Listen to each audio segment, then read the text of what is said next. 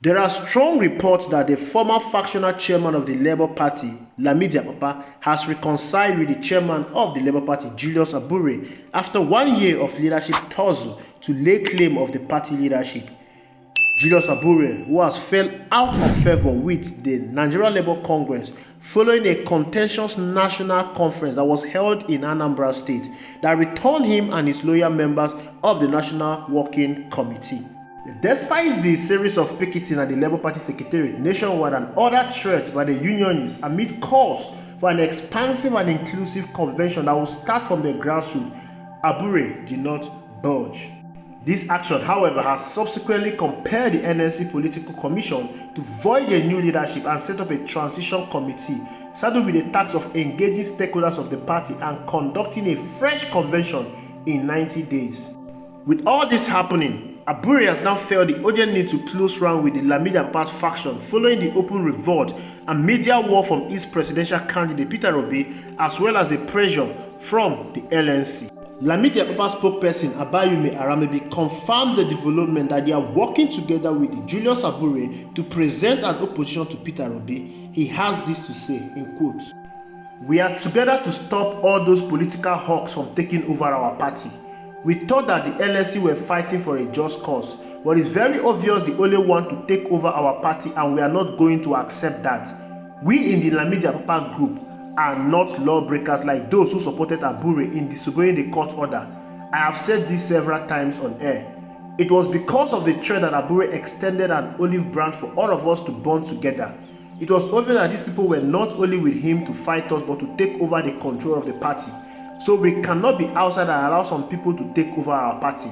That was why Abure asked us to come together in the party interest.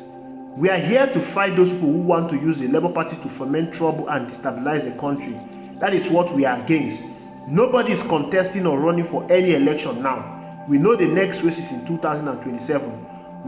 Why should we now be seeking ways to bring the nation down? We are adverse to that." He added, "I also want you to know that there is nothing like Obidati presidential campaign here anymore. It has been dissolved. Everybody has reverted to former governorship and presidential candidates. We don't want disinformation at the Labour Party." Arambidi also claimed that the 2027 presidential ticket has not been reserved for Mr. Peter Obi. He said that they will present a united front against Mr. Peter Obi to contest for the primary. Well, this is very funny to me because when I look at the people speaking, I tend to feel sorry for them. Now, the Labour Party has been in existence for 20 years. In 2019, the Labour Party contested the presidential election and they got only 5,000 votes. Go and check it, 5,000 votes.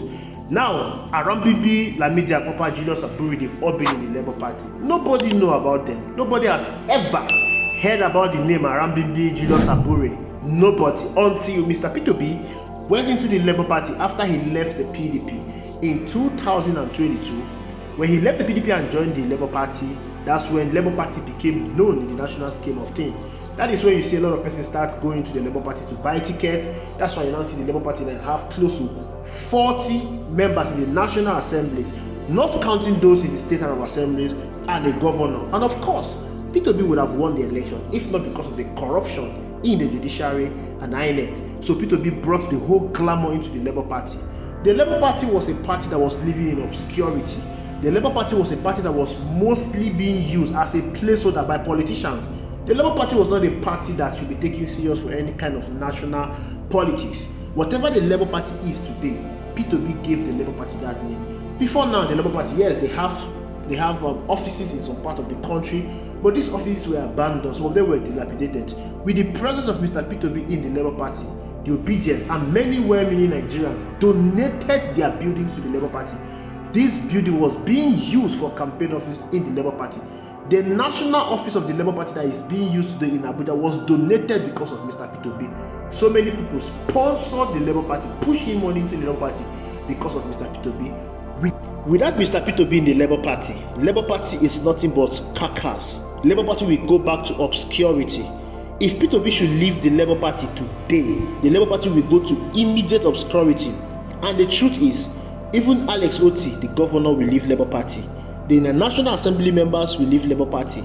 The House of Rep members will leave Labour Party. The State House of Assembly will leave Labour Party. You know why?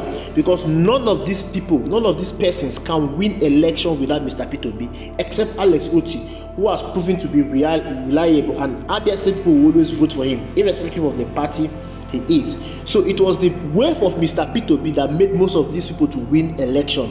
So 90% of the people that won election under Labour Party were not known. People were just voting from top to bottom. Imagine an Okada man winning election under Labour Party. Imagine a hunter winning election under Labour Party. It was the wave of Mr. Peter Obi that gave Labour Party this recognition. So all these men you see going on national television to talk about the Labour Party, where were they before?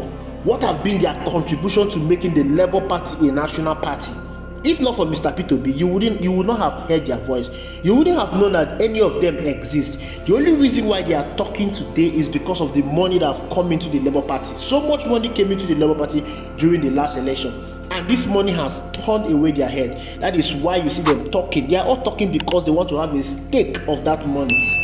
They are not talking because they love Labour Party. They are not talking because they want Labour Party to win election at the national level. Someone like Lamidi and Lamidi Apapa, these men were going to court against Peter Obi to stop Peter Obi from going to court to challenge the victory of Bola Ahmed Tinubu during the presidential election preceding. These are men that are coming around now to talk that they are going to present a united front against Peter Obi. Now, who told you that Peter Obi is even scared of a united front? Who told you that Peter Obi is scared of contesting against anyone in the Labour Party? The truth, which they know but they don't want to admit, the only reason they are talking is because they want to remain in the news, is that Peter Obi is Labour Party. Without Peter Obi, Labour Party will cease to exist. Without Peter Obi, nobody will contest election in the Labour Party. The last time they contested election at the national level, they got 5,000 votes. Even Showere got more votes than the Labour Party. From the way they are talking, you can all see that these people are playing to a script. They are playing to the gallery.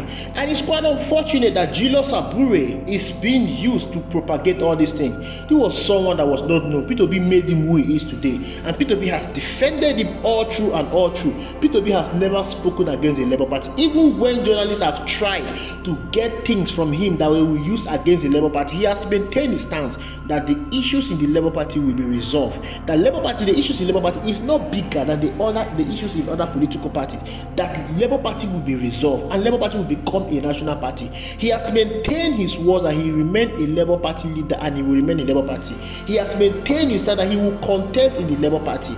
So all these things they are doing is to show you that they are playing to a script, but they are doing it at their own downfall, because by the time Peter Obi will decide to dump the Labour Party, every one of them will go into oblivion. The only thing they will depend or rely on is the money that was given to them to destroy the Labour Party. So far so good. There are reports that Alex Oti is planning to dump the Labour Party to the APC. This is because of the crisis that is going through the Labour Party. And you see why the country is not moving forward? Because politicians at every level, they are all the same. They will remain loyal, but the moment money gets into their hand, they will begin to reveal their true self. Most politicians that come to tell you vote for me, they always come humble. But the moment they have money, small shishi, small power enter their hand, they will become demigod. This is the reason why these men are behaving the way they are behaving, because they have seen little money they have never seen in their life before, and they've turned around to talk against the man, to campaign against the man that gave them this money, that made them to be known, that made them to be relevant in Nigerian politics today. Who is Lamidi Apapa? Who is Abure? Who is even Julius Abure? Well, we will see what will happen in the coming days. But for all I know, none of them can stand against the mandate of Mr. Peter Obi. None can do that. Thank you for watching. I will see you in the next video.